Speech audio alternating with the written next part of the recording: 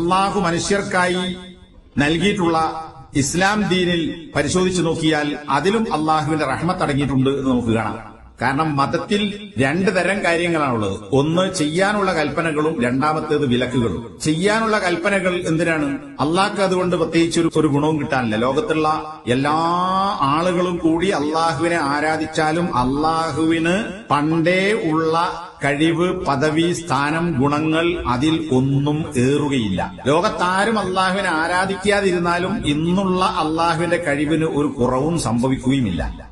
അപ്പൊ മതം പാലിക്കുന്നത് കൊണ്ട് പാലിക്കാതിരിക്കുന്നത് കൊണ്ടും രണ്ടുകൊണ്ടും അള്ളാഹുവിന് ഗുണമോ ദോഷമോ ഉണ്ടാകുന്നില്ല. പിന്നെന്തിനാണ് മതം? പിന്നെന്തിനാണ് അള്ളാഹുവിന്റെ കൽപ്പനകൾ? അതിന്റെ ഗുണങ്ങൾ മനുഷ്യർക്ക് ലഭിക്കാനാണ്.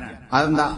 ഈ പറയുന്ന കാരുണ്യവാനായ അള്ളാഹുവിന്റെ കൽപ്പനകൾ പാലിച്ചുകൊണ്ട് ജീവിച്ചാൽ അതുകൊണ്ട് ഇഹത്തിൽ ഗുണങ്ങളുണ്ടാകും, പരലോകത്തും ഗുണങ്ങളുണ്ടാകും. പരലോകത്തുണ്ടാകുന്ന ഗുണമെന്ന് പറയുന്നത് സ്വർഗം ലഭിക്കുക, നരകത്തിൽ രക്ഷപ്പെടുക എന്നുള്ളതാണ്. അപ്പോ നമസ്കരിക്കണം, നോമ്പ് നോൽക്കണം, അള്ളാഹുവിനെ ആരാധിക്കണം, സത്യം പറയണം, നീതി പാലിക്കണം എന്നിങ്ങനെയുള്ള കൽപ്പനകൾ മനുഷ്യന്റെ നന്മക്ക് വേണ്ടിയാണ്.